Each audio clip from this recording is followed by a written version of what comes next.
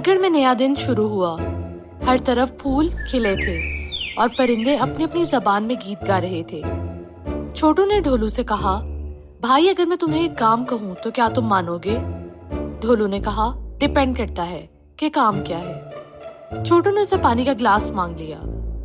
ढोलू ने उसे खाली ग्लास दे दिया। छोटू ने पूछा, अरे तुमने मुझे खाली ग्लास दे दिया, पानी तो इसमें है ही नहीं। ढोलू ने कहा, भाई तुमने ग्लास मांगा था, पानी नहीं। छोटू ने कहा, तुम्हारी सोच बहुत हॉलो है। ढोलू ने कहा, वो कैसे? छोटू ने कहा, देखो, इंसान जब कोई काम करता है तो उस काम को करने का तरीका उसकी सोच बताता है। जब कोई अक्लमंद चोर चोरी करता है तो चोरी का तरीका उसकी सोच बताता है। इतने में चुटकी आ गई। चुटकी ने कहा, अरे तुम दोनों क्या कर रहे हो? ढोलू ने छोटू को आंख मारी और बोला, हम रेस लगा रहे हैं। चुटकी ने कहा, कैसी रेस? ढोलू ने कहा, जो सबसे पहले बादाम खाएगा वो जीतेगा। चुटकी ने कहा, अरे तुम लोग मेरे बिना ही खेल रहे हो, मुझे भी इसमें शामिल होना है। छोटू ने कहा, क्यों नहीं, जरूर जरूर, आ जाओ। अब छोटू और ढोलू किचन में गए और 3 प्लेटें ली और हर प्लेट में 10-10 बादाम डाल दिए। अब वो बाहर आए और उन्होंने मेज पर प्लेटें रख दी। 1, 2, 3, स्टार्ट। और मुकाबला शुरू हो गया। छोटू ने सिर्फ एक बादाम खाया और आराम से बैठ गया। ढोलू और चुटकी बादाम खाने में मसरूफ रहे। फिर छोटू ने अफसोस के साथ कहा, बस कर दो, रुक जाओ, तुम दोनों की सोच बहुत हॉलो है। चुटकी बोली, क्या मतलब? ढोलू ने पूछा, वो कैसे? छोटू ने कहा, अरे यार, मैंने कहा था वो जीतेगा जो सबसे पहले बादाम खाएगा, ना कि बादाम खत्म करेगा। इस लिहाज से विनर तो मैं हूँ। ये बात सुनकर ढोलू हंसने लगा और चुटकी बोली, अरे तुम दोनों ने तो मुझे ट्रैप किया है, ये गलत बात है। फिर छोटू और ढोलू दोनों हंसने लगे। इतने में दद्दू आ गए और बोले, बच्चों, स्कूल से देर हो रही है, आज छुट्टी का इरादा तो नहीं है? वो लोग फौरन उठ गए और स्कूल के लिए निकले। रास्ते में ढोलू ने पूछा, छोटू, तुम्हें सबकी सोच का पता कैसे लगता है? छोटू ने कहा, अरे ये कौन सा मुश्किल काम है, ऑब्जर्व करो हर चीज को। ऑब्जर्वेशन जितनी स्ट्रांग होगी उतना ही तुम लोगों की सोच को पढ़ पाओगे। ढोलू ने कहा, तुम मजाक कर रहे हो। छोटू ने कहा, नहीं नहीं, मैं सच बोल रहा हूँ। ढोलू ने कहा, चलो मैं टेस्ट करता हूँ। अच्छा बताओ, शेरू कौन सी मिठाई खाएगा? उसका जी कौन सी मिठाई खाने को कर रहा है?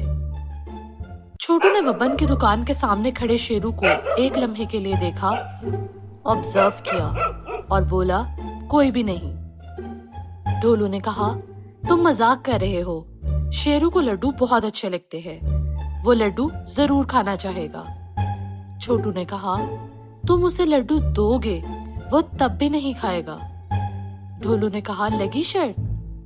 छोटू ने कहा, हाँ बिल्कुल।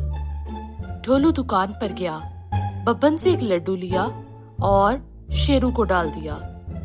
शेरू ने उसको सूंघा और फिर वहां से चला गया।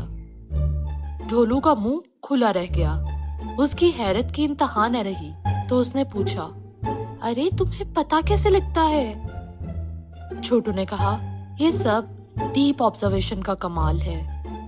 छोटू ने कहा, देखो, शेरू के बर्तन में गोश्त के टुकड़े पड़े थे और वो खा नहीं रहा था। इसका मतलब हुआ कि उसका पेट भरा है। जब उसने गोश्त नहीं खाया तो वो मिठाई क्या खाएगा? फिर वो दोनों स्कूल चले गए। मास्टरनी जी ने उनको पढ़ाना शुरू किया, बेटा, हमें अच्छा सोचना चाहिए, क्योंकि हर अच्छे काम का आगाज अच्छी सोच से होता है। अगर तुम बुरा सोचोगे तो बुरा करोगे, अगर बुरा नहीं भी करोगे तो तुम्हारा दिमाग बुराई में लग जाएगा। छोटू ने कहा, ये बहुत अच्छी बात है। स्कूल से छुट्टी हो गई, बच्चे मैदान में गए। छोटू ने कहा, चलो रेस लगाते हैं, जो सबसे पहले रेड लाइन क्रॉस करेगा वो जीतेगा। सब बच्चे रेड लाइन से एक कदम पीछे खड़े हो गए। अब चुटकी ने सीटी बजाई और रेस शुरू हो गई। ढोलू, लल्ला, छोटू, बाबू सब भागने लगे। छोटू ने सिर्फ एक कदम उठाया और रेड लाइन पार कर ली। बाकी बच्चे तेज तेज भाग रहे थे। बहुत लंबा मैदान था। जब वो चक्कर काटकर दोबारा रेड लाइन पर आए तो देखा छोटू ने सिवाय एक कदम बढ़ाने के और कुछ नहीं किया था। लल्ला ने कहा, मैं जीत गया, मैं जीत गया। ढोलू बोला, नहीं नहीं, मैं सबसे पहले आगे था। याद करो, दरख्त के पास से मैंने तुम्हें पीछे किया था। लल्ला ने कहा, नहीं नहीं, बात रेड लाइन को क्रॉस करने की हुई थी, इस लिहाज से मैं जीता हूँ। याद करो, मैंने सबसे पहले रेड लाइन क्रॉस की थी। छोटू ने बुलंद आवाज से कहा, मैं जीत चुका हूँ, तुम लोग लड़ो मत। एकदम सन्नाटा छा गया। फिर बाबू ने कहा, तुम कैसे जीते हो जनाब? छोटू ने कहा, याद करो, मैंने कहा था जो सबसे पहले रेड लाइन को क्रॉस करेगा वो जीतेगा। इस लिहाज से मैं जीत चुका हूँ क्योंकि मैंने लाइन सबसे पहले क्रॉस की थी। मुझे तो समझ नहीं आ रही थी कि तुम लोग भाग क्यों रहे हो। उसकी ये बात सुनकर सब हंसने लगे। चुटकी उनकी हालत देखकर बहुत ज्यादा हंसी। अब वो लोग घर आ गए। घर पहुंचे तो देखा दद्दू बहुत परेशान है। छोटू ने पूछा, अरे दद्दू, आप परेशान क्यों हैं? ढोलू ने कहा, तुम्हें कैसे पता दद्दू परेशान है? हो सकता है वो परेशान ना हो। छोटू ने कहा, अरे बेवकूफ, देखो, रोज दद्दू हमसे मिलते हैं, सलाम के बाद खाने का पूछते हैं, मगर आज उन्होंने कुछ भी नहीं पूछा, बल्कि सिर्फ और सिर्फ टहलते रहे और उनके माथे पर परेशानी के बल है। ढोलू ने कहा, ओ अच्छा, अब समझा मैं। हाँ, अरे तुम दोनों चुप हो जाओ, मैं वाकई बहुत परेशान हूँ। राजमहल में चोरी हो गई है, रानी का कीमती हार गुम है और राजा जी बहुत परेशान हैं। ये हार सिर्फ कीमती ही नहीं बल्कि एक तोहफा था। रानी ने सुबह से रो रो कर बुरा हाल कर लिया है। चोर का नामो निशान नहीं मिल रहा। छोटू ने कहा, क्या हम राजमहल चलें? राजा जी से मिल लेंगे। दद्दू ने कहा, चलो, तुम लोग भी चलो। अब वो तीनों महल आ गए। रानी साहिबा अब भी रो रही थी और राजा जी परेशान थे। छोटू ने सवाल पूछा, रानी जी, आपने हार कहाँ रखा था और आपको किसी पर शक है क्या? रानी जी रो रही थी। उन्होंने कहा, आओ मैं दिखाती हूँ तुम्हें। वो उसे कमरे में ले गई और अलमारी दिखाई। मैं अपना सारा जेवर इस अलमारी में रखती हूँ। छोटू ने कहा, अरे सारा जेवर नहीं, मैं सिर्फ हार का पूछ रहा हूँ। रानी जी रोने लगी और बोली, अरे तुम अजीब लड़के हो, मैं परेशानी बता रही हूँ और तुम मुझसे सवाल पूछ रहे हो। फिर छोटू ने कहा, रानी जी, आपने हार को आखिरी बार कब पहना था? रानी जी ने आंसू साफ किए और बोली, मैंने कल शाम को पहना था।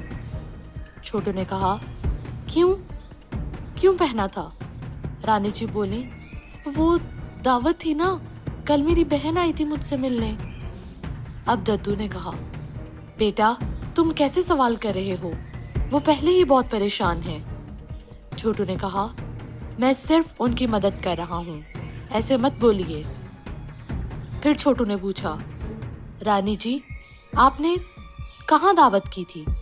वो जगह क्या आप मुझे दिखा सकती हैं? राजा जी बोले, अरे क्यों नहीं, आओ मैं तुम लोगों को वो जगह जल्द दिखा देता हूँ।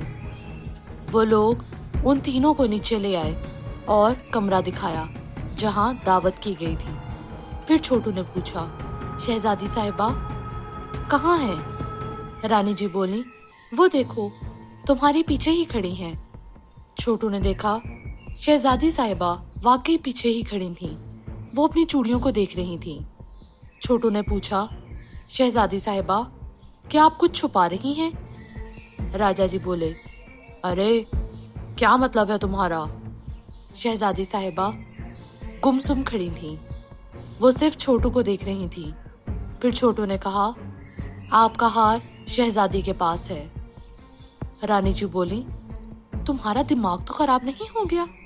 वो शहजादी हैं, उन्हें चोरी करने की कोई जरूरत नहीं है। वो हर चीज ले सकती हैं। शहजादी अब भी चुप थी। छोटू ने कहा, मैं सिर्फ सच बोल रहा हूँ, आप खुद पूछ लें उनसे।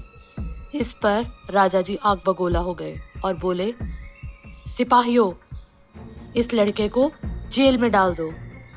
तुम शहजादी पर इल्जाम लगाने की जुर्रत कर भी कैसे सकते हो? छोटू ने कहा, मैं वही बोल रहा हूँ जो सच है।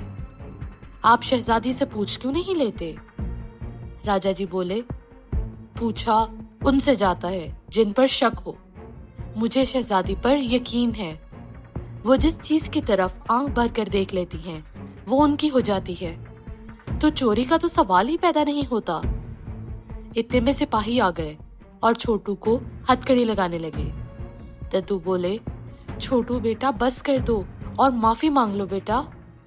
मगर छोटू बोला, माफी वो मांगता है जो चोरी करे या झूठ बोले। ना तो मैं चोर हूँ ना झूठा। इस बात पर राजा जी के हवास बिगड़ गए और वो बोले, हद्दे अदब, बस कर दो और इस लड़के को मेरी नजरों से दूर ले जाओ। सिपाही छोटू को ले जाने लगे। अभी वो उसे लेकर दरवाजे तक ही गए थे कि शहजादी साहिबा रोने लगी और बोली, मुझे माफ कर दें, मैंने चोरी नहीं की, मगर मुझसे गलती हो गई। अम्मी का हार मुझे बहुत अच्छा लगता था। मैं सिर्फ हार पहनकर देख रही थी, मगर वो मेरे हाथ से छूट गया और खिड़की से बाहर जंगल में गिर गया। मैं फौरन बाहर गई, जंगल को छान मारा, मगर वो मुझे ना मिला। मैं कुछ बोल ना सकी क्योंकि मैं बहुत शर्मिंदा थी। ये बात सुनकर राजा और रानी चकरा गए। उन्होंने छोटू और दद्दू से माफी मांगी। फिर राजा जी बोले, अरे छोटू, तुम्हें पता कैसे लगा कि शहजादी ने ऐसा किया है? छोटू बोला, ऑब्जर्वेशन, डीप ऑब्जर्वेशन। दद्दू बोले, क्या मतलब? छोटू ने कहा, अरे देखे ना, रानी जिस अलमारी में हार रखती हैं, इस पर लॉक लगा है और वो लॉक टूटा नहीं है, यानी किसी ने चाबी से खोला होगा और चाबी सिर्फ राजघराने के पास है। आखिरी बार दावत में पहना और दावत महल के अंदर हुई जहां गार्ड्स हैं। मतलब ना तो चोर बाहर से अंदर जा सकता है ना फिर अंदर से बाहर। तो इसका मतलब है किसी ने घर में ही ऐसा किया है। इसके बाद मैंने शहजादी के बारे में पूछा, मगर शहजादी ने कोई जवाब ना दिया। वो सिर्फ अपनी चूड़ियों को देखते नहीं। उनकी जगह रानी जी ने जवाब दिया कि वो पीछे खड़ी हैं।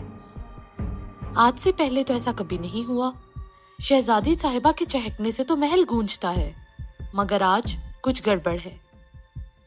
आखिर में मैंने पूछा कि शहजादी आप कुछ छुपा रही हैं? वो तब भी चुप रही, यानी वो गड़बड़ उन्होंने ही की है। शहजादी साहिबा रोने लगी। राजा जी बोले, बेटा मत रोए, आपके आंसू उस हार से बहुत कीमती हैं। हार गुम हो गया कोई बात नहीं, मगर उसको छुपाना गलत है। आप वादा करें कि आज से जब भी कोई गड़बड़ होगी तो आप खुद बताएंगी। शहजादी साहिबा बोली, आई प्रॉमिस, आज के बाद ऐसा नहीं होगा। इस बात पर सब हंसने लगे। राजा जी ने छोटू को 50 सोने के सिक्के दिए और उसको उसकी अनोखी सोच पर बहुत शाबाश मिली। सब लोगों ने छोटू के लिए बहुत तालियां बजाई।